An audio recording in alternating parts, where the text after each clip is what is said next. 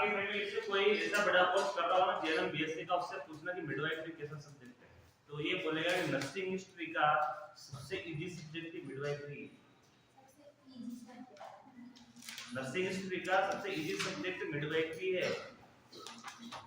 तो ना तो एनाटॉमी पढ़ने वाली है, ना फंडामेंटल, ना माइक्रोबायोलॉजी, बहुत कॉम्प्लिकेशन है, बहुत जटिलता है, हल्की हल्की चीजें याद करनी पड़ती है, इतने कठिन शब्द लाइफ में नहीं है। इसमें प्रोसीजर ही प्रोसीजर है, इसको प्रैक्टिकल मानते हैं। मिडवाइफरी को क्या मानते हैं? प्रैक्टिकल। प्रैक्टिकल है, प्रोसीजर पे चलता है, इसलिए इसको सबसे इजी सब्जेक्ट माना जाता है, और हम प्रैक्टिकल ही नहीं है। कम्युनिटी फर्स्ट, कम्युनिटी सेकंड की दो किताब आती है, दोनों किताबें इस पूरी किताब के बराबर मोटी आती है। कौन सा संविधान कब लागू हुआ, कौन सा कानून कब लागू हुआ, कौन सा नियम कब बना, कौन सी कमेटी कब मिली, कौन सी कमेटी ने क्या क्या पारित किए, ऐसा लगता है कि जैसे भूगोल हिस्ट्री कुछ ऐसा पढ़ रहे हो कि पढ़ते भी नहीं आ रहा, सनी याद नहीं होते जल्दी जल्दी से। तो नर्सिंग फील्ड का अगर देखो जाओगे तो प्रोसीजर वाले यही है, इसमें यही है कि इसमें दिमाग तो लगा के देखो कि इसकी डेफिनेशन याद करनी है ओनली, प्रोसीजर भी वही है। डायग्नोस्टिक टेस्ट, जो डायग्नोसिस प्रेगनेंसी में हो रहा है वो नॉर्मल है, 5-10 है, उनको एक ही बार रख लो। मैनेजमेंट क्या होगा? मैनेजमेंट, नर्सिंग मैनेजमेंट आप सब नहीं जानते क्या? केयर, आप बुखार में केयर दो तो ठीक, वही आप फीवर में केयर दो तो ठीक, वही आप डेंगू में केयर दो तो ठीक, वही मलेरिया में केयर दो तो ठीक, केयर केयर सारी एक ही है, उसके नाम चेंज हो रहे हैं। आप बुखार में जिस पेशेंट की केयर कर रहे हो, डेंगू में आपको वही केयर करनी है, मेडिसिन चेंज होनी है, ओनली क्या चेंज होगी? दवाएं चेंज होगी, प्रोसीजर सेम रहेगा। मलेरिया भी वही करना है, पेट दर्द में भी वही करना है, हर चीज में केयर वही होगी, प्रोसीजर वही रहेगा, सिर्फ तरीका चेंज होना है और उसकी दवाइयां वो चेंज होनी है। तो चेंज कहां है? अब जिस अबॉर्शन की बात कर रहे हैं अपन, जिस अबॉर्शन को अपन पढ़ रहे हैं, ध्यान से सुनना, अबॉर्शन का कोई सा भी टाइप आओ है तो अबॉर्शन ही, टाइप कोई सा भी हो, टाइप अपने समझने के लिए पढ़ रहे हैं, लेकिन है क्या वो? अबॉर्शन। जो अबॉर्शन में जितने टेस्ट होने हैं वो सारे टेस्ट होने हैं, तो कैसे भी टाइप पढ़ लो, अबॉर्शन के टेस्ट तो वही है तो अबॉर्शन का ही प्रकार हो। मैनेजमेंट कोई सा भी कर लो आप, कोई से भी टाइप का कर लो, है तो अबॉर्शन। तो जो अबॉर्शन में हो रहा है वो मैनेजमेंट सब में होगा। तो फिर डिफिकल्ट कहां पड़ रहा है? दिक्कत है क्या? मैनेजमेंट, दो मैनेजमेंट बेटर दिए हुए हैं, मेन मोस्ट दिए हुए हैं इसमें। सबसे पहला मैनेजमेंट होता है बीएनडी, बच्चा दानी की सफाई होती है, अबॉर्शन में ये सबसे अच्छी प्रक्रिया है। इसके बाद अगर ये नहीं हो तो डिलीवरी करवाई जाती है, और नॉर्मल डिलीवरी होती है तो नॉर्मल डिलीवरी तो उस समय होती नहीं, उस समय नहीं होता तो प्रेरित डिलीवरी करवाई जाती है। और डिलीवरी को प्रेरित करने के लिए क्या करवाना पड़ता है? ऑक्सीटोसिन देना पड़ता है। और ऑक्सीटोसिन क्या करवाता है? कॉन्ट्रैक्शन करवाता है। और जब नॉर्मल डिलीवरी होती है तो वो बॉडी सीक्रेट करती है ऑक्सीटोसिन और ऑटोमेटिक कॉन्ट्रैक्शन हो जाता है। जब नॉर्मल लेबर होता है, डिलीवरी टाइम एट्रम चल रहा होता है, तो उस समय यही ऑक्सीटोसिन बाहर से नहीं देते हैं, क्या करती है? बॉडी खुद बनाती है, और उसी की वजह से कॉन्ट्रैक्शन होता है। इस समय बॉडी खुद नहीं बना रही है, अपना ऊपर से दे रहे हैं। तो दो ही तो प्रोसीजर है। फिर इसमें मैनेजमेंट कौन सा कठिन हुआ? अपनी साइकोलॉजी सही करो, अपने खुद का माइंड सेट हो जाएगा ना कि बहुत इजी है, अपन पढ़ने में है तो अपने उस तरीके से पढ़ो ना, कंपैरिजन करके, तो बहुत ही इजी आएंगे। ऐसे समझ में नहीं आता कि सभी टाइप को एक एक पेज में लिखो और पेज में लिख के दीवार पे चिपकाओ और अब उसको एक साथ देखो सबको, इसमें अलग क्या नजर आ रहा है, उसमें कंपैरिजन करो, उसमें अंतर स्थापित करो, अंतर देखो, उसका डिफरेंट देखो, उसमें डिफरेंट देखोगे तो डिफरेंट देख के उसको डिफरेंट को एक तरफ लिख लो, पूरा चैप्टर एक साथ समझ में आ जाएगा। याद किसको करना है? डिफरेंट ही करने हैं। कॉमन को तो एक तरफ कर लो लेके, कॉमन को तो एक ही बार पढ़ना है, कॉमन याद हो गया तो सभी में कॉमन है, तो कॉमन के अलावा कुछ अलग करने वाली क्या चीज है? तो डिफरेंट क्या है? तो डिफरेंट ले लो। तो इनको डिफरेंट और कॉमन जानने के लिए सबसे पहले सब कुछ जानना तो जरूरी है, जानने के लिए डेफिनेशन तो सारी आनी चाहिए। अगर नर्सिंग में 100% डेफिनेशन सारी याद होगी तो ये मिडवाइफरी की मैं गारंटी के साथ, दावे के साथ कह सकता हूं कि बहुत इजी सब्जेक्ट लगने लग जाएगा आपको। लेकिन डेफिनेशन आना बहुत जरूरी है, जानना बहुत जरूरी है। अगर आपके सामने दे दिया गया एक शब्द दे दिया गया, उस शब्द को नहीं जानते, एग्जाम में अभी आप पंजाब के एग्जाम की बात कर रहे हो, बहुत इजी पेपर आता है, क्योंकि राजस्थान का पेपर उठा के देखना आपको लगेगा वास्तव पेपर होता है मिडवाइफरी का।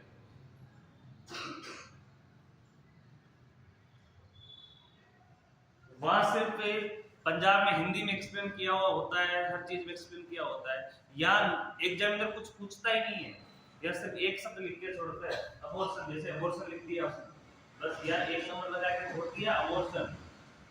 अबॉर्शन का आगे यहाँ दे दिए, इसमें इस प्रकार के 4 टॉपिक दे दिए, अब इसको एक्सप्लेन करना, ना तो एक्सप्लेन लिखेगा, इसमें कुछ नहीं लिखेगा, ओनली क्या लिखेगा, एक नाम लिखेगा, उस नाम में ना तो टाइप लिखेगा उसका, लिखते जाओ कितना लिख पाते हो आप।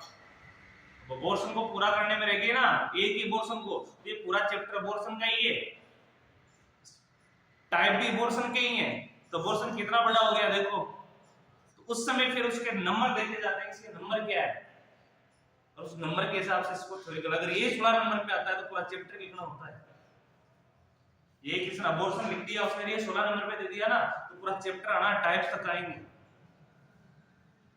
अब अबॉर्शन ये ऐसी कंडीशन मानो कि अपने को अबॉर्शन की प्रक्रिया आती नहीं है, अबॉर्शन नहीं आता है, लेकिन अपने अबॉर्शन के बारे में पता है कि होता है क्या है, आपको टाइप याद हो या नहीं हो, इसके टाइप जानते हो नहीं हो, लेकिन आप किसको एक्सप्लेन कर सकते हो, अबॉर्शन को एक्सप्लेन कर सकते हो। तो जब अबॉर्शन को एक्सप्लेन कर दिया ना आपने, तो टाइप की कोई जरूरत ही नहीं पड़ती है, एग्जामिनर 16 में से 8 से 10 नंबर तो देके ही जाएगा किसी भी कंडीशन में। और आपको अबॉर्शन लिख का ही पता नहीं है, आपने इसको खाली छोड़ दिया, खाली नहीं छोड़ा, आपने अपने मन से कुछ भी लिख दिया, तो नर्सिंग में मन का कोई काम होता ही नहीं है यार, जो होता है प्रोसीजर में होता है। मन का काम हिस्ट्री में लिख सकते हो आप, कहानी कोई भी जोड़ के, या हिंदी में निबंध वगैरह रखो उसमें कहानी जोड़ सकते हो, इसमें मन का कोई काम नहीं है। हिंदी में लोगों को नहीं आता ना, हिंदी सामाजिक की बात बता रहा हूँ, सोशल साइंस की, इसमें नहीं आता तो लोग गाने लिख के आते हैं, स्टूडेंटों को मैंने ऐसे भी देखे हुए हैं, उनको नहीं आता तो ये बोलते हैं क्वेश्चन खाली नहीं छोड़ना, तो कुछ भी लिख के आते हैं, कोई स्टोरी याद आ रही हो तो वो भी लिख के आते हैं, क्योंकि उनको पता है क्वेश्चन खाली नहीं छोड़ना। कोई लेखक का नाम आ गया, उसकी जीवनी आ गई, जीवनी में कुछ नहीं आ रहा तो जो अपने को आ रहा वही लिख दो, अपनी खुद की जीवनी लिख दो। तो जीवनी लिखने से एक हैंडल तो कर दिया पेपर आपने, तो ज्यादा नहीं तो कुछ वो पढ़ा नहीं, पढ़ लिया तो काट देगा, नहीं पढ़ा तो नंबर दे देगा, तो खाली छोड़ने का फायदा। लेकिन नर्सिंग में ऐसा नहीं है, ईमानदारी से कॉपियां चेक होना तो बहुत कठिनाई पूर्ण होती है, लेकिन कॉपी भी ईमानदारी से चेक हो तब है। अभी सेकंड ईयर का रिजल्ट आया था, 40% स्टूडेंटों के ओनली मिडवाइफरी में 38 नंबर है। कितने नंबर है? 38 नंबर है। 40 स्टूडेंट 40% 40% स्टूडेंट, तो 38 में से 36 भी हो जाते हैं ना, तो क्या होता है, बैक है। तो उन स्टूडेंट वो पास नहीं हुए, उनको पास किया गया है, 38 नंबर देके उनको पास किया गया। सभी को समान नंबर नहीं आते, लेकिन दे रखे हैं उसने, तो वो है कि चलो इसको घूमती फिरेगी इधर, आगे निकलने दो। इसलिए तो वो है कि आप इस प्रकार पढ़ो कि आपको लगे कि आप पढ़ाई कर रहे हो। लास्ट टॉपिक क्या था अपना?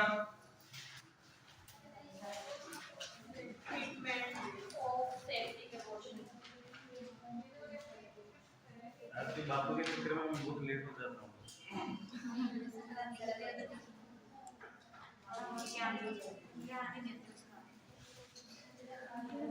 ग्रेड सेकंड पढ़ रहे थे, हो गया था यार?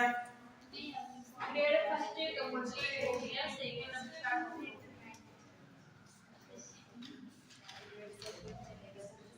इसमें लिखो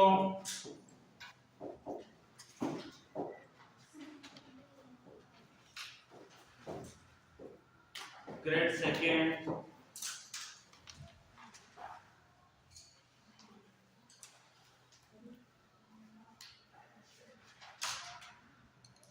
ग्रेड फर्स्ट के उपचार में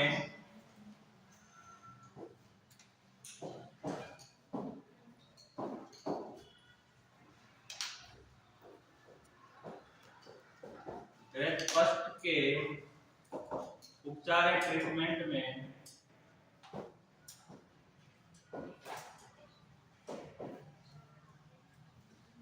दी गई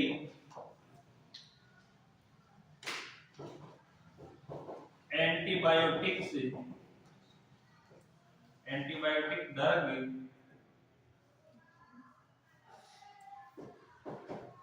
जारी रखना चाहिए।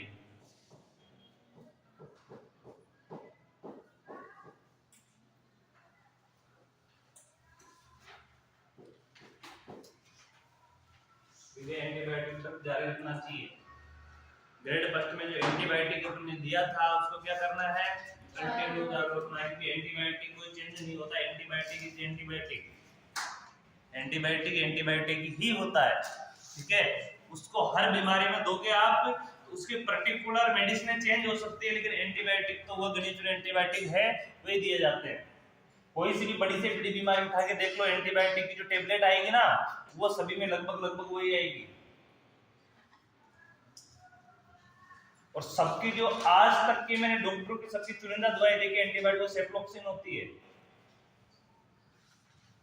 दूसरे नंबर पे आती है एमिकासिन, ये सबसे चुनिंदा दवाई है। स्किन रोग से लेके एसटीआई रोग से लेके नासा द्वारा रेस्पिरेटरी रोग से लेके डायबिटीज सारे रोगों में ये देने वाली दवाइयां हैं।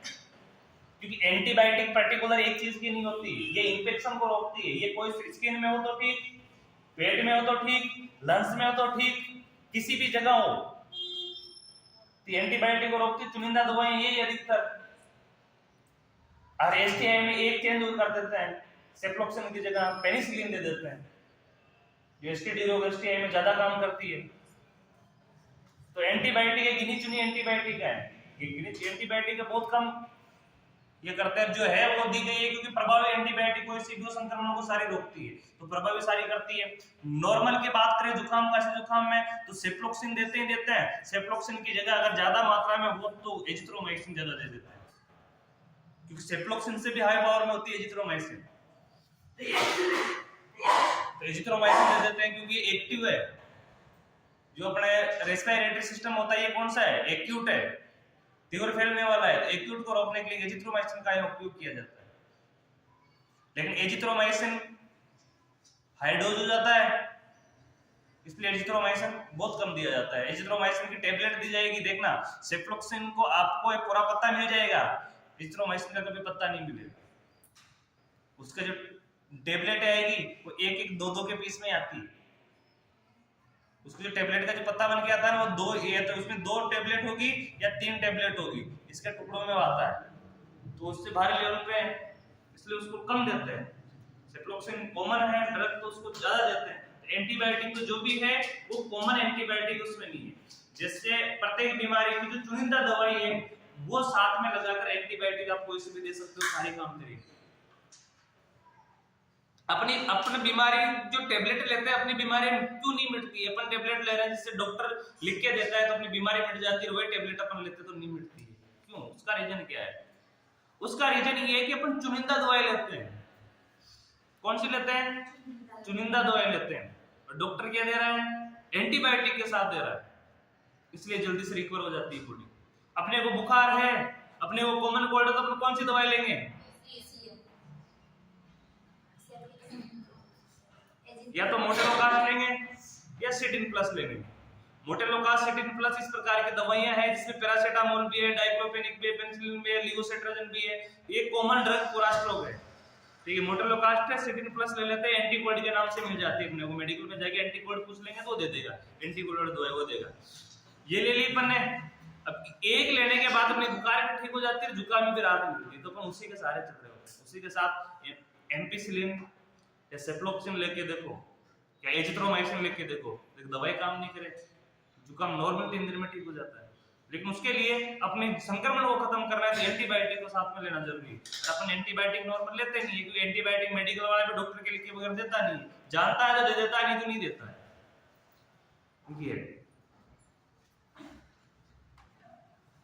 तो एंटीबायोटिक क्या करनी है? जारी रखनी है।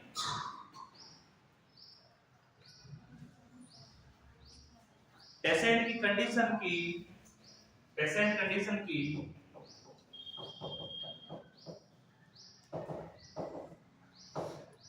की लगातार मॉनिटरिंग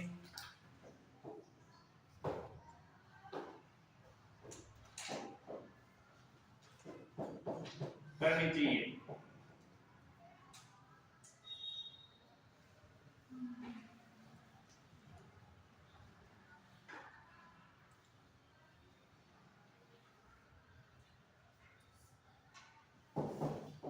एवं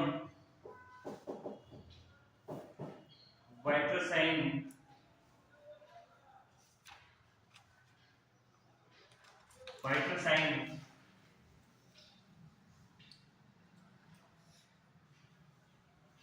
नोट किया जाना चाहिए।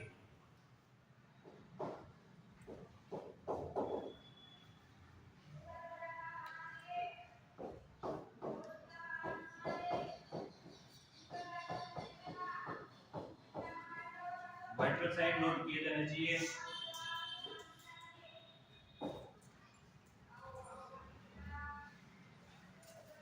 जैसे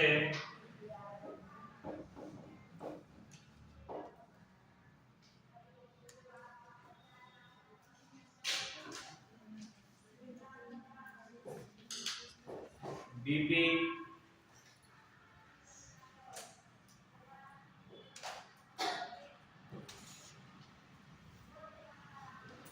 बीपी आप इसको एक ही कर लो, टीपीआर, बीपी और pen, TPR, BP, pen.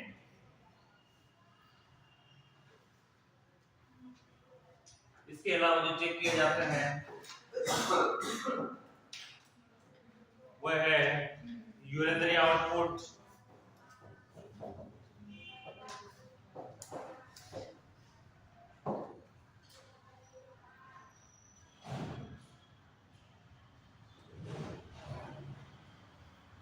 Vaginal bleeding,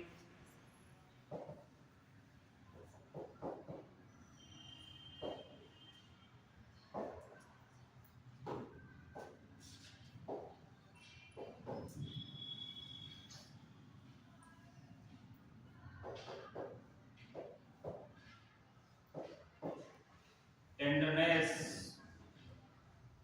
इन लोअर एब्डोमिनल,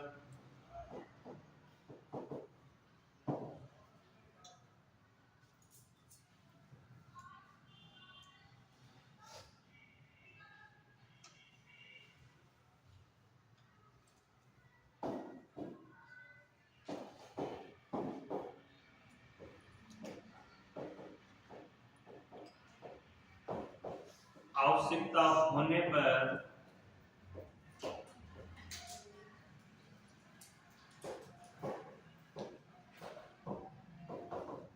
एनीमिया की कंडीशन में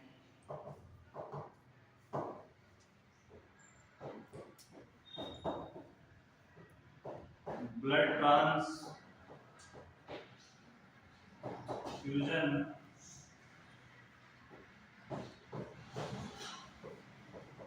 किया जाना चाहिए।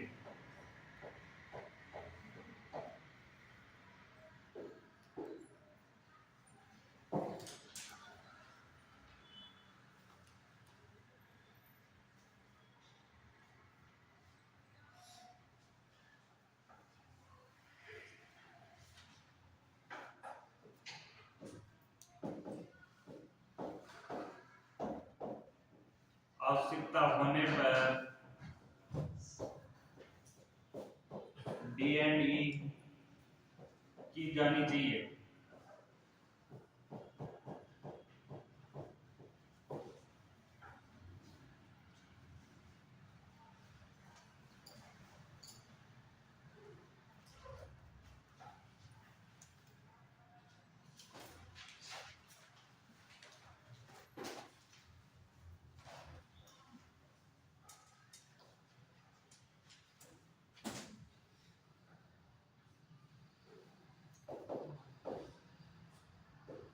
यदि पेल्विस पेल्विस इन्फेक्शन क्षेत्र में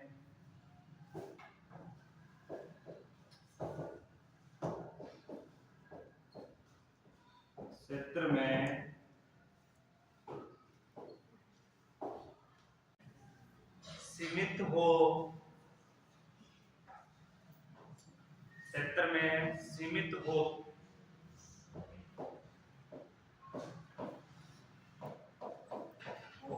एवं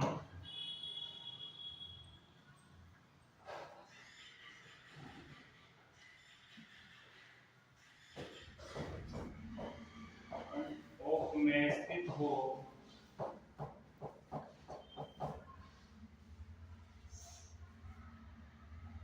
तो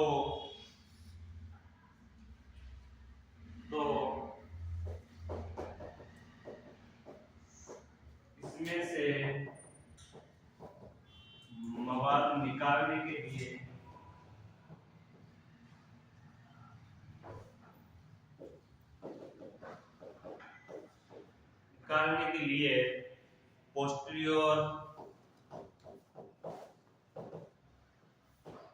पोस्टीरियर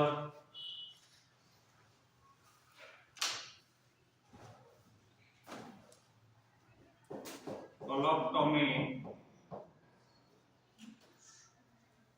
की जाती है।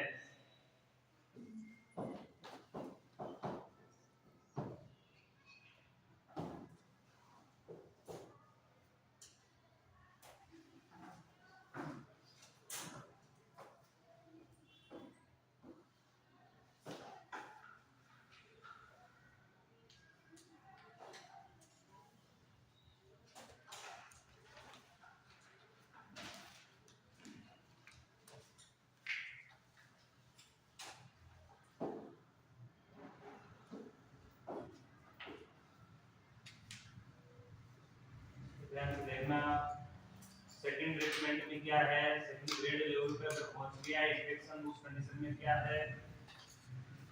ग्रेड फर्स्ट के ट्रीटमेंट में दी गई एंटीबायोटिक ड्रग्स जारी रखनी है, क्योंकि प्रॉब्लम ग्रेड फर्स्ट में आएगी सबसे पहले। ऐसा नहीं कि डायरेक्ट प्रॉब्लम ग्रेड सेकंड में पहुंच जाती हो। इन्फेक्शन फैलता है ना तो धीरे धीरे फैलना प्रारंभ होगा, तो जब स्टार्ट होगा तभी साइन तो आ जाएंगे उसके, तो अपन ट्रीटमेंट तो पहले लेना प्रारंभ कर देंगे। तो उस कंडीशन को क्या बोलेंगे, फर्स्ट ग्रेड। जब उसमें ट्रीटमेंट नहीं होता है, आगे बढ़ जाती है मामला, तो किस लेवल पे पहुंचेगा, सेकंड में। फिर भी अगर समय पे ट्रीटमेंट नहीं होता, सही से ट्रीटमेंट नहीं हो पाया या सही से नहीं पे कुछ भी कारण रहा हो, तो किस में पहुंच जाएगा, वो थर्ड पे। तो वो कारण है, ठीक है। इसके अंदर ग्रेड फर्स्ट में ट्रीटमेंट में दी गई एंटीबायोटिक ड्रग जारी रखनी चाहिए, जो भी एंटीबायोटिक ड्रग दी है जारी रखनी चाहिए। पेशेंट कंडीशन की लगातार मॉनिटरिंग की जानी चाहिए, वाइटल साइन नोट किए जाने चाहिए, TPR, BP, pain, urinary output check करना चाहिए, कितना यूरिन निकल रहा है, ठीक है। वेजाइनल ब्लीडिंग चेक करना चाहिए। इसके बाद टेंडरनेस इन लोअर एब्डोमिनल के कठोरता चेक करनी चाहिए, नीचे की साइड की। आवश्यकता होने पर एनीमिया की कंडीशन में क्या करना चाहिए, ब्लड ट्रांसफ्यूजन करना चाहिए। आवश्यकता होने पर डीआईडी की जानी चाहिए। यदि पेल्विस इन्फेक्शन क्षेत्र में सीमित हो, यानी पेल्विस बोन इसमें इन्फेक्शन कोई सीमित क्षेत्र में हो, पुंज ऑफ स्थिति में हो, यानी नीचे वाली स्थिति में कोई ऐसे स्थान में गठाने के रूप में हो, तो उसकी मवाद को निकालने के लिए क्या कर सकते हैं, पोस्टीरियर कोलोक्टोमी की जा सकती है। अब ये क्या होती है, इसके बारे में जानते हो, हेडिंग लगाओ, कोलोक्टोमी।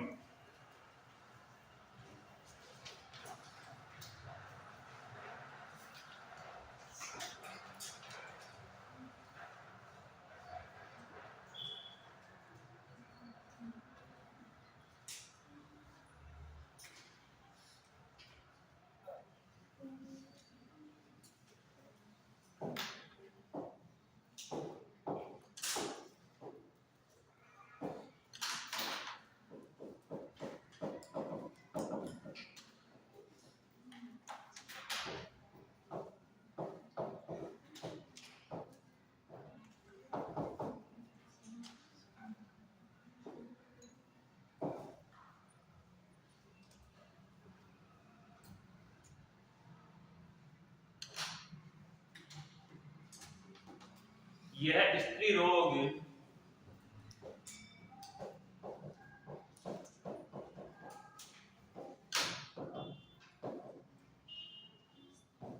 संबंधी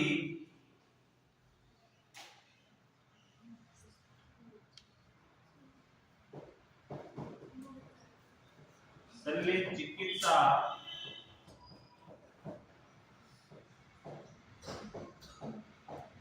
प्रक्रिया है। शल्य चिकित्सा प्रक्रिया है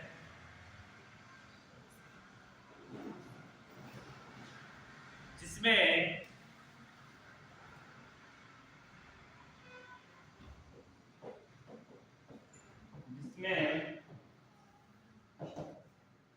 वेजाइना की लेयर में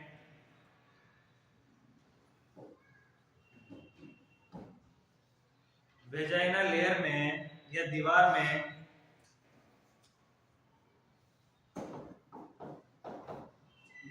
में छोटा चीरा लगाया जाता है।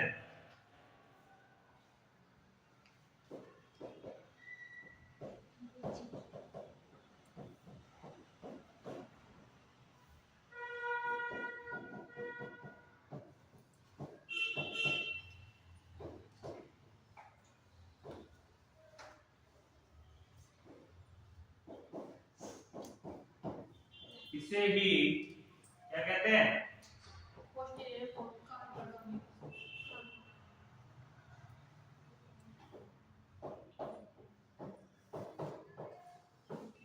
पोस्टीरियर तो इसलिए बोला गया कि वो पोस्टीरियर भाग में लगाते हैं।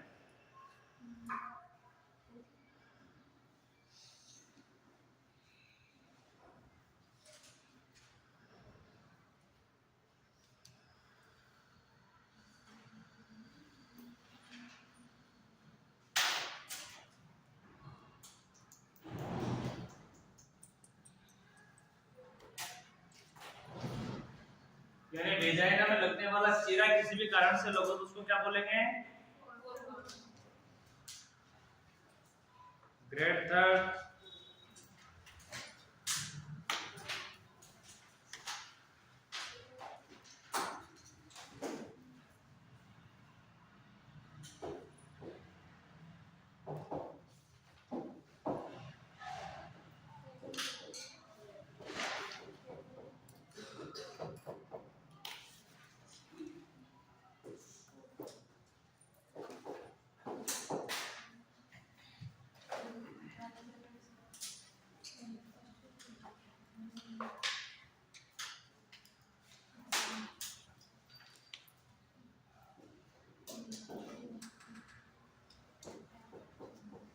Grade second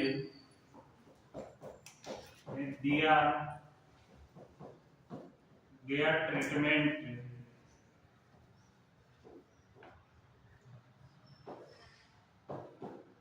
and care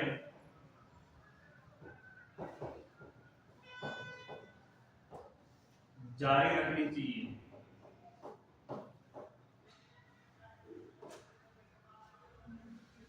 treatment and care जारी रखनी चाहिए।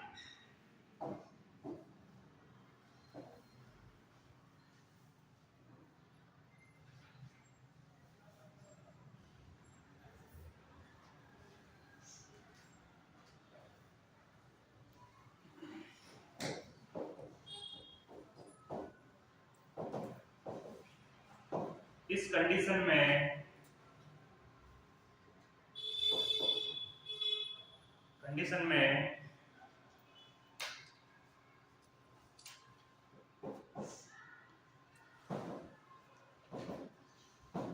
कॉम्प्लिकेशंस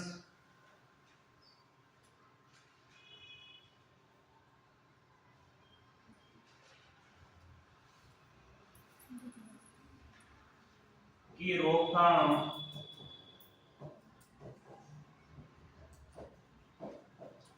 करने के लिए आवश्यक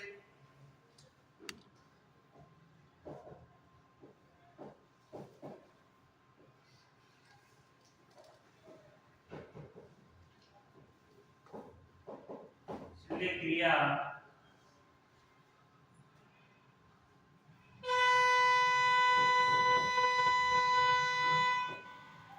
उसमें सर्जरी की जाती है।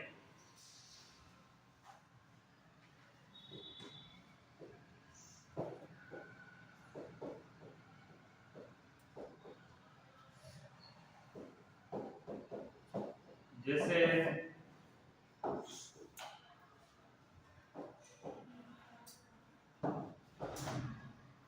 फर्स्ट लिखना लेप्टोटोमी,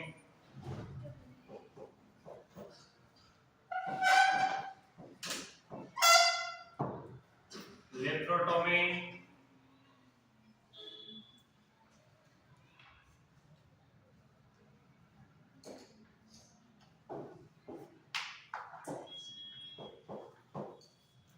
सेकंड लिखना स्टेरेक्टोमी,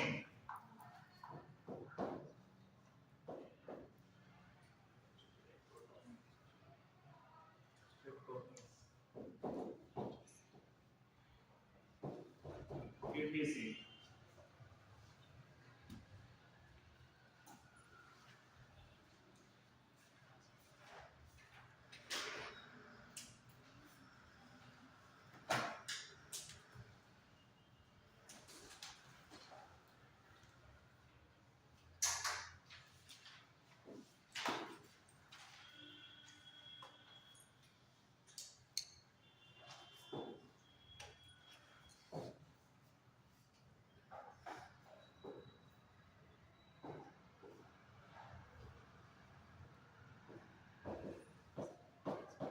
इसमें लिखना नोट लगा के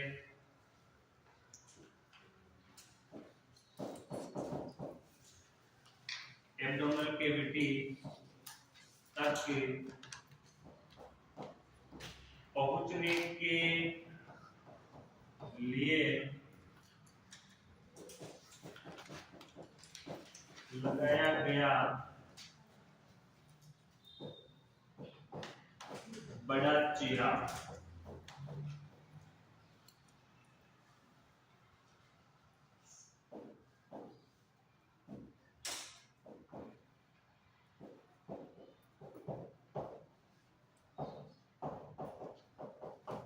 लेप्टोटोमी कहलाता है।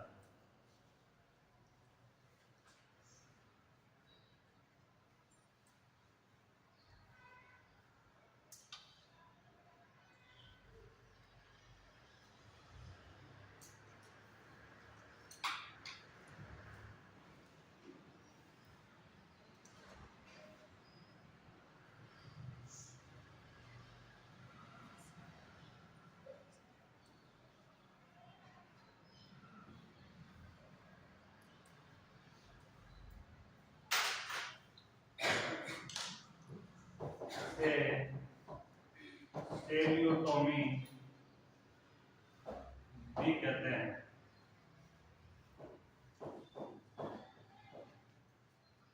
किसी को ओपन सर्जरी भी कहते हैं। क्या बोलते हैं? Open surgery.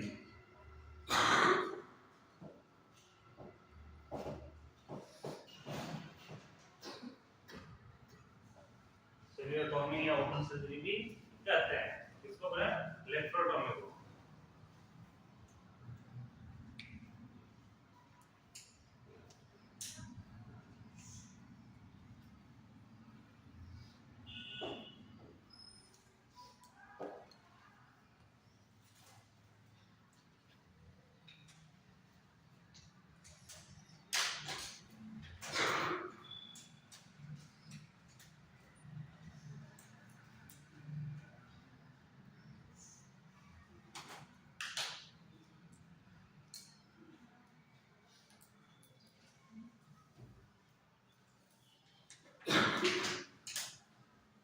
एक लिखना स्टेरेक्टोमी, इससे भी नोट लगा लो।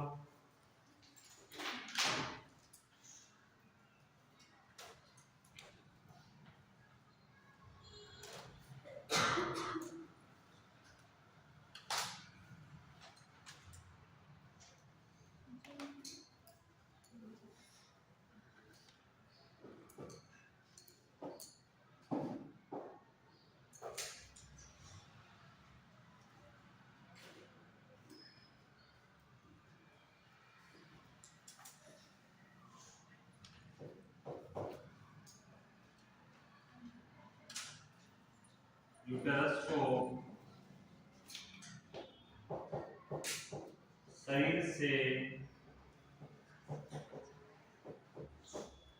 बाहर निकालने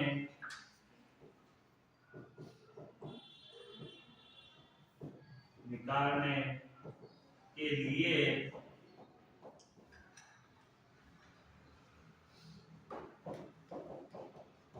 की गई सर्जरी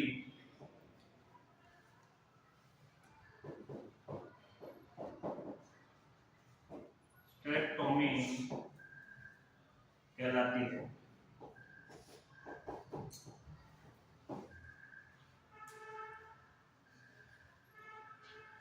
जिसमें यूट्रन कैविटी को बाहर निकाल दिया जाता है, बच्चादानी को निकाल दिया जाता है ना, निकाल देते हैं ना, बहुत सी बार दिक्कत हो जाती है, तो उस कंडीशन को क्या बोलते हैं? स्टेरेक्टोमी कहा जाता है।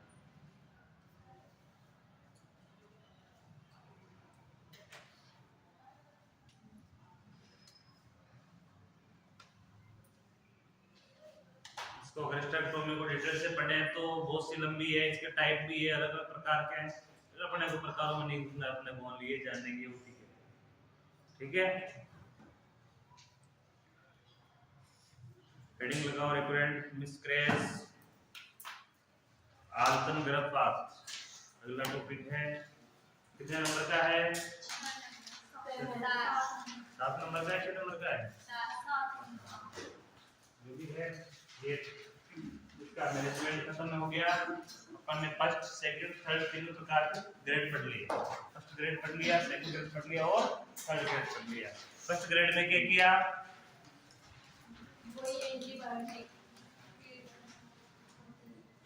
फर्स्ट ग्रेड में ओनली एंटीबायोटिक थेरेपी दी गई। कौन सी थेरेपी दी?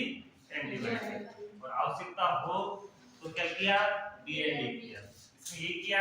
सेकंड के अंदर जो फर्स्ट ग्रेड में दी गई ट्रीटमेंट वो तो जारी रखा, इसके अलावा क्या किया? आवश्यकता होने पर इसमें भी डीएनडी की, और अगर मवाद भर गया हो तो उसको निकालने के लिए सर्जरी की गई। इसको किस नाम से जाना?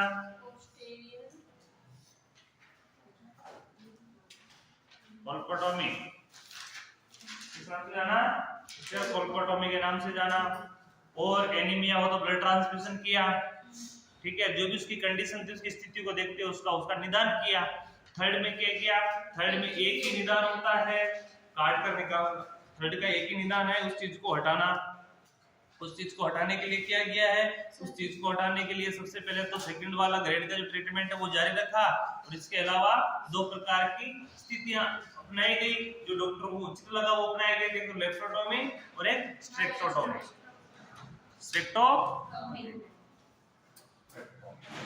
एक तो स्टेरेक्टोमी, एक लेप्रोटोमी सर्जरी की गई। लेप्रोटोमी ओपन सर्जरी है, बड़ा है, जिसके अंदर एब्डोमिनल कैविटी को चीरा लगाया जाता है, इसमें बच्चे को बाहर निकालने के लिए की जाती है, वो लेप्रोटोमी होती है। इसमें एब्डोमिनल कैविटी को तक क्या किया जाता है? चीरा लगाया जाता है, उस ऑर्गन में से जो भी मटेरियल उसको बाहर निकाला जाता है, वो बड़ा चीरा होता है। जैसे देखो बड़ा ऑपरेशन बच्चा निकालते हैं तो बड़ा ऑपरेशन ही करते हैं, वो ओपन सर्जरी बोला जाता है, वो यही सर्जरी है। ठीक है, उसके अंदर क्या करते हैं कि उसके अंदर इतना बड़ा चीरा लगता है इसमें बच्चे का पूरा हेड आए। बच्चे का हेड का जो डायमीटर है उसको चेक करते हैं, उस हिसाब से इतना बड़ा चीरा लगाया जाता है, इतना पेट को फाड़ा जाता है, तभी जाके बच्चा बाहर आ पाता है। ठीक है, एक कंडीशन हुआ है जिसमें किसी कारणवश यूट्राइन कैविटी में कुछ समस्या हो और यूट्राइन कैविटी को काट कर बाहर निकालना हो, उसको क्या बोलेंगे? स्टेरेक्टोमी। ठीक है,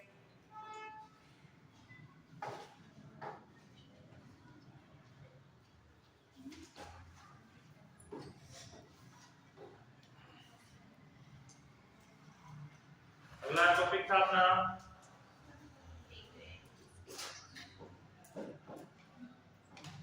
रिकरेंट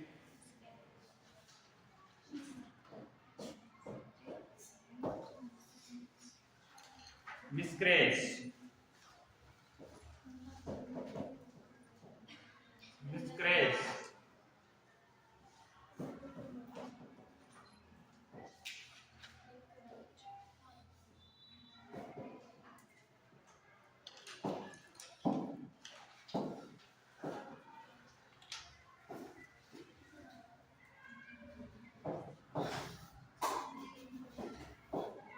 इसको हिंदी में बोलते हैं आदतन गर्भपात।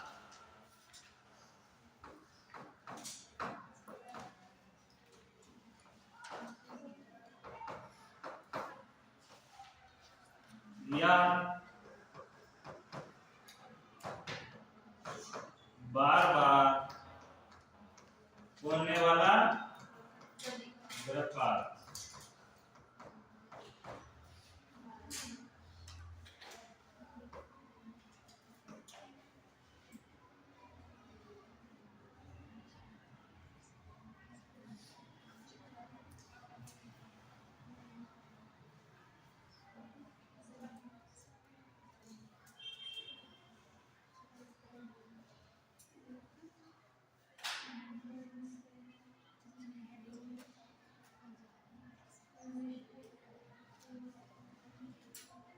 इसकी हेडिंग लगाओ डेफिनेशन।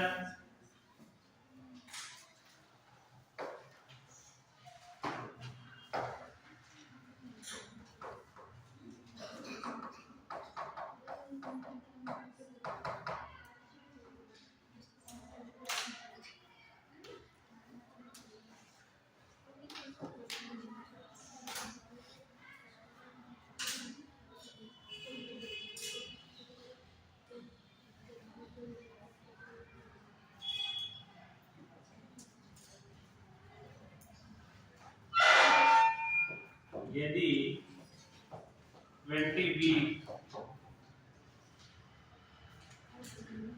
की गर्भावधि से पूर्व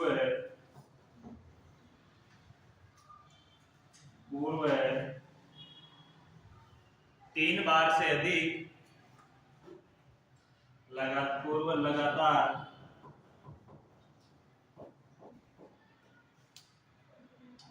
3 या 3 बार से अधिक स्वतः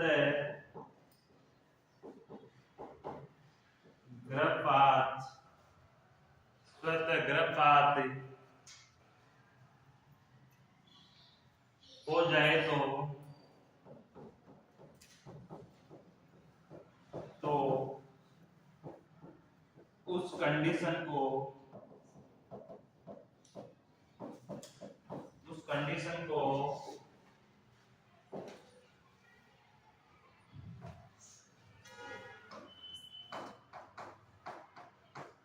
recurrent miscarriage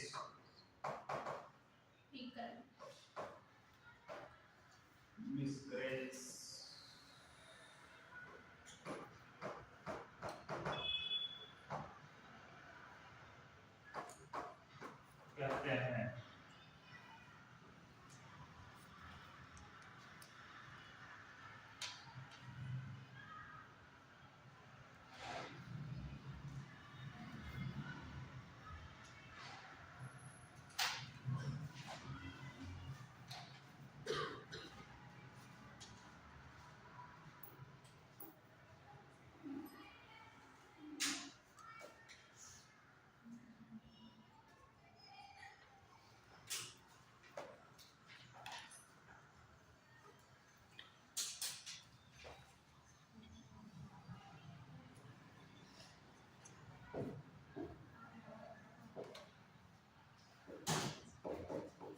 और इसे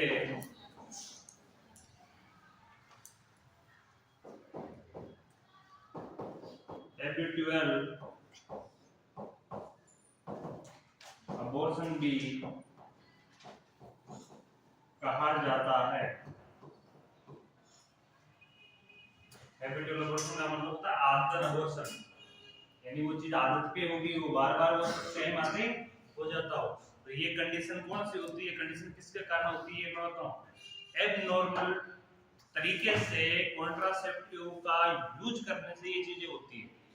ऐसे कॉन्ट्रासेप्टिव जो हार्मोनल कॉन्ट्रासेप्टिव है या ड्रग के द्वारा उसको लिया जाता है, उनके यूज से होती है। अगर इस प्रेगनेंसी कंज्यूम नहीं करनी होती है, बच्चे को नहीं जन्म देना होता है, तो उसके लिए वो कॉन्ट्रासेप्टिव यूज में किए जाते हैं फीमेल को, जिससे वो प्रेग्नेंट होती नहीं। ठीक है, जिसका परमानेंट मेथड भी है जो कुछ समय के लिए जारी रह सकता है, उसको बोलते हैं प्रोपर्टी।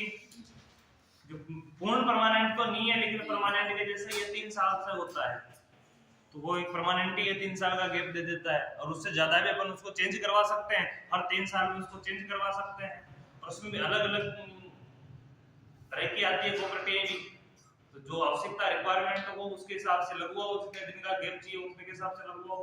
उससे क्या होता है कि फीमेल को प्रेरित किससे अनावश्यक गर्भपात रुक जाते हैं, प्रेरित गर्भपात होते हैं वो रुक जाते हैं, क्योंकि प्रेग्नेंट होगी तो गर्भपात होंगे, प्रेग्नेंट ही नहीं होगी तो गर्भपात कहां से होगा। दूसरी कंडीशन है कि टेम्परेरी मेथड के रूप में कॉन्डम है, टेम्परेरी मेथड है, वन टाइम यूज होता है, ऐसी चीजें हैं। इसके अलावा माला डी है, माला एन है, अंतरा है, ऐसे इंजेक्शन भी है, कुछ टेबलेट भी जो 3-3 महीने के गैप तक काम कर सकती है। कितने महीने तक? 3 महीने, एक बार ले तो 3-3 महीने तक ले सकती, काम कर सकती है। इन चीजों का उपयोग करना चाहिए। अगर ऐसे साधन अपने पास उपलब्ध नहीं है और सेक्सुअल इंटरकोर्स हो गया है और उसके बाद प्रेग्नेंट होने की संभावना है, तो एडवांटेज 72 जो 72 घंटे से पहले उसको ले सकते हैं, तो जिससे प्रेग्नेंट होने के खतरे नहीं होंगे।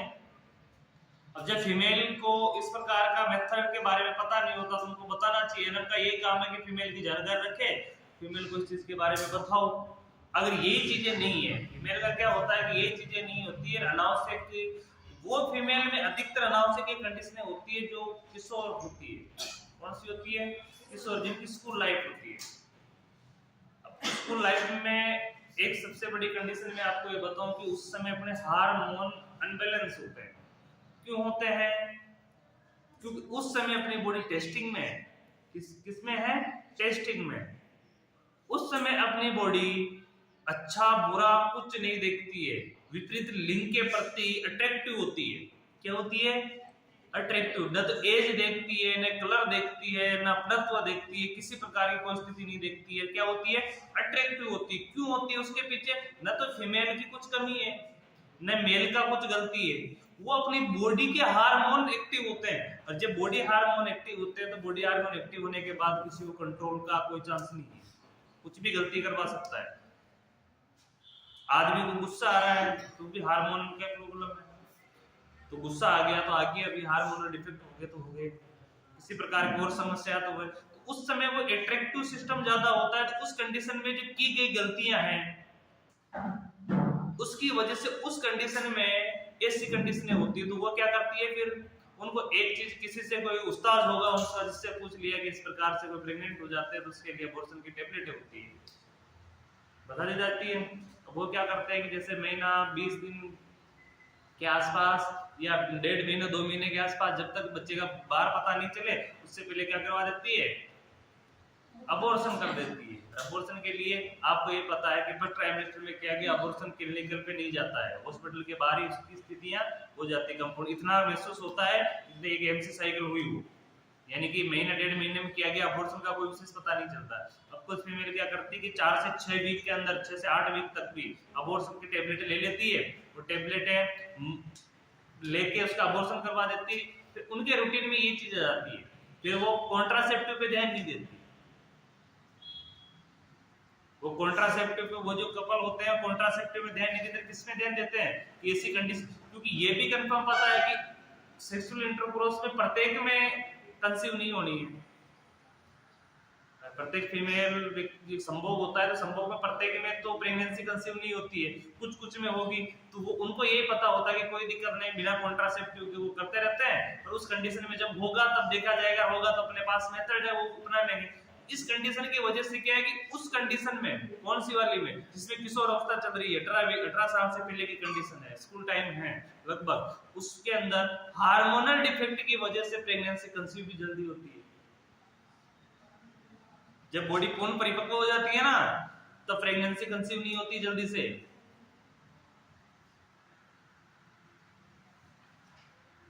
साल भर 2-2 साल तक साथ में रहते हुए प्रेगनेंसी कंसीव नहीं होती है। बॉडी परिपक्व होने के बाद क्यों नहीं होती है? उस समय हार्मोनल जो सिस्टम था अपना, वो टेस्टिंग फेज में था, उस समय सारी बॉडी एक्टिव थी, और अब वो सिस्टम नहीं है। 16 से लेकर 18 साल तक फीमेल की ग्रोथ एंड डेवलपमेंट दोनों एक्टिव होती है। इतनी एक्टिव होती है कि वो मेल पर्सन की अपेक्षा जल्दी यौन अवस्था में पहुंच जाती है। कितनी एक्टिव होती है? जल्दी यौन अवस्था में। आपने देखा होगा 15 साल की एज में बच्चा व्यक्ति जो मेल पर्सन है वो बच्चा ही लगता है और फीमेल एक एडल्ट की ओर गमन करने लग जाती है। जब मेल पर्सन की बॉडी 18 साल के बाद बनना प्रारंभ होती है, यानी कि 18 साल से पहले वो एक बच्चे के जैसा ही रहता है, लेकिन उसको हल्की हल्की दाढ़ी गिरवाली आना, हल्की मुच्छे आना, वो एक साइन सिम्टम आते हैं, लेकिन वो क्लियर नहीं होता है पूरा। लेकिन 16 के बाद, जैसे 18 के बाद प्रवेश करता है, उसकी बॉडी ऑटोमेटिक बढ़ने लग जाती है, उसकी चेस्ट भी चौड़ा होने लग जाता है, उसकी लंबाई सारा मेंटेन बॉडी होने लग जाती है उस कंडीशन के अंदर। लेकिन फीमेल की स्थिति कब से स्टार्ट हो गई? 16 से स्टार्ट हो गई। तो फीमेल की बॉडी एक्टिव जल्दी है। अब ये उस समय एक्टिव होने का कारण ये है कि उसमें थायराइड ग्लैंड भी काम करती है। क्या काम करती है? थायराइड। थायराइड कौन सा हार्मोन सीक्रेट करती है? थायरोक्सिन हार्मोन, जिसको ग्रोथ हार्मोन भी बोलते हैं। कौन सा हार्मोन बोलते हैं? Growth hormone. अब ये थायराइड हार्मोन मेल की अपेक्षा फीमेल में ज्यादा एक्टिव होता है। किसकी अपेक्षा? मेल की अपेक्षा फीमेल में ज्यादा एक्टिव होता है कि फीमेल में इसकी ज्यादा जरूरत है। इस हार्मोन की फीमेल को मेल से ज्यादा जरूरत है। तो वो हार्मोन एक्टिव होने की वजह से उसकी थायराइड ग्लैंड अंदर घुस जाती है। क्या हो जाती है? थायराइड ग्लैंड अंदर घुस जाती है और उससे अपनी बॉडी फैटी जैसी हो जाती है, स्किन में चिकनास आ जाता है और बॉडी अलग प्रकार की एक खूबसूरती, यानी कि अलग प्रकार का निखार नजर आने लग जाता है उस कंडीशन में। और अपनी बॉडी इतनी एक्टिव हो जाती है, ना तो फैटी होती है ना फिट होती है, लेकिन फिर भी इतनी एक्टिव हो जाती है, यानी कि अपने सामान्य से अधिक बॉडी बढ़ जाती है, क्योंकि सारे हार्मोन एक्टिव हो जाते हैं। उस सारे हार्मोन एक्टिव होने की कंडीशन में बॉडी टेस्टिंग में अपने जो जेनिटल ऑर्गन है ये टेस्ट करते हैं, बॉडी टेस्टिंग में होती है। तो ये भी क्या करते हैं कि उस समय हल्की सी किसी चीज में उत्तेजित जल्दी होते हैं, हार्मोन उत्तेजित हो जाएंगे क्योंकि टेस्टिंग बॉडी है। अब हार्मोन उत्तेजित होंगे तो मेल में भी वही कंडीशन रहती है। इसकी वजह से उस समय किया गया इंटरकोर्स, सेक्सुअल इंटरकोर्स है वो बिना सावधानी, क्योंकि बच्चे को इतना अनुभव नहीं होता तो शर्मा जाता है। कॉन्ट्रासेप्टिव एक एडल्ट व्यक्ति आराम से मेडिकल से जाके कॉन्ट्रासेप्टिव कोई सा भी मांगे तो मांग सकता है, लेकिन बच्चे को भेजो नहीं मांग सकता है। क्यों नहीं मांग सकता है? उस चीज को उसकी शर्म है, लाज शर्म होती है कुछ, इसलिए वो नहीं मांग सकता है।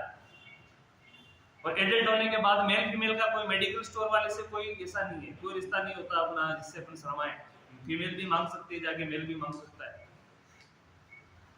लेकिन उस एज में नहीं मांग सकते तो वो भी डर होता है।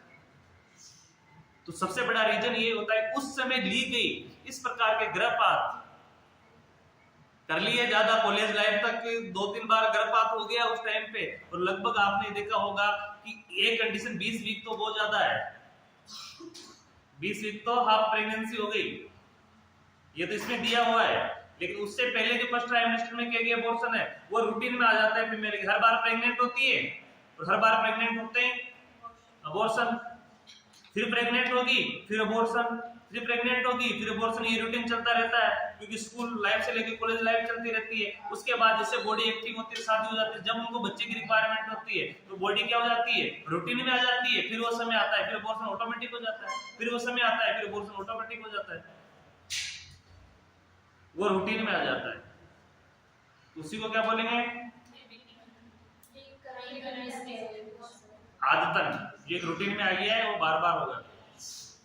तो उसके रोकने के लिए फिर देवता डॉक्टर ट्रीटमेंट लो, डॉक्टरों के पास जाओ, तो उससे अच्छा है हर चीज बॉडी में खुद पेशेंट की गलती से होती है। हार्मोनल की मैं बात करूं तो हार्मोनल डिफेक्ट जितने भी होंगे वो पेशेंट की गलती से होंगे। जैसे फीमेल 18 साल प्लस पार कर जाती है, धीरे धीरे हार्मोनल टेस्टिंग ऑटोमेटिक रुक जाते हैं। 18 साल प्लस पार करेगी ना, मेन तो 17 साल होता है, 17 साल को 17 का साल ही माना जाता है। अधिकतर फीमेल आत्महत्या इसमें करती है, अधिकतर फीमेल चिड़चिड़ा भी इसमें रहती है, अधिकतर नहीं 100% फीमेल चिड़चिड़ी रहती है 17 साल 16-17 साल की एज में, क्योंकि बॉडी टेस्टिंग में उनको कुछ भी कहते हैं तो बुरा मान जाती है, कुछ भी कहते तो ये एक उनको कुछ भी कहेंगे, घर वाले कुछ भी कहेंगे तो बुरा लगता है, और जिस व्यक्ति के प्रति वो अट्रैक्टिव होती है वो कुछ भी कहे तो अच्छा लगता है। तो इसीलिए उस एज के अंदर वो घर छोड़ के भी चली जाती है 17 से 18 की एज में। भागने के अधिकतर केस होंगे ना 17-18 की एज में होंगे, कॉलेज लाइफ में होंगे, और 17 से 18 भी वो 12th पास करने के चक्कर में रुक जाते हैं। उनको ये पता है कि 12 पास हो जाएंगे और उम्र का भी लाइजा खत्म हो जाएगा, 18 साल हो जाएंगे, उसके बाद निकलते हैं। तो सबसे बड़ा रीजन यही है। अरे बातें नहीं, मैं जो कह रहा हूं उसको ध्यान से सुन लो, मजाक की बात नहीं बता रहा हूं। जैसे 18 साल प्लस होते हैं फीमेल को, उसके बाद बॉडी के हार्मोनल टेस्टिंग ऑटोमेटिक रुक जाते हैं और बॉडी जितनी फुली थी उसकी वह क्या हो जाती है, वापस सिकुड़ने लग जाती है, वापस उसका वेट लॉस होने लग जाता है और वापस उसकी वही कंडीशन आ जाती है जो नॉर्मल होती है। 16 से 18 साल तक बॉडी ऑटोमेटिक एक्टिव होती है, उसके बाद ऑटोमेटिक डाउन होने लग जाती है।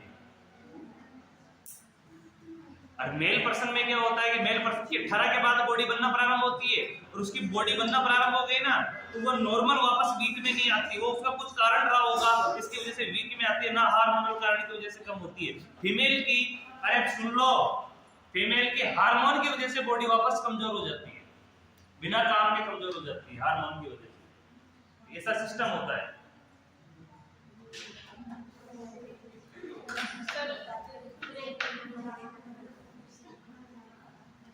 ब्रेक लेना है, चलो इसके बाद पढ़ेंगे टियोलॉजी कारण।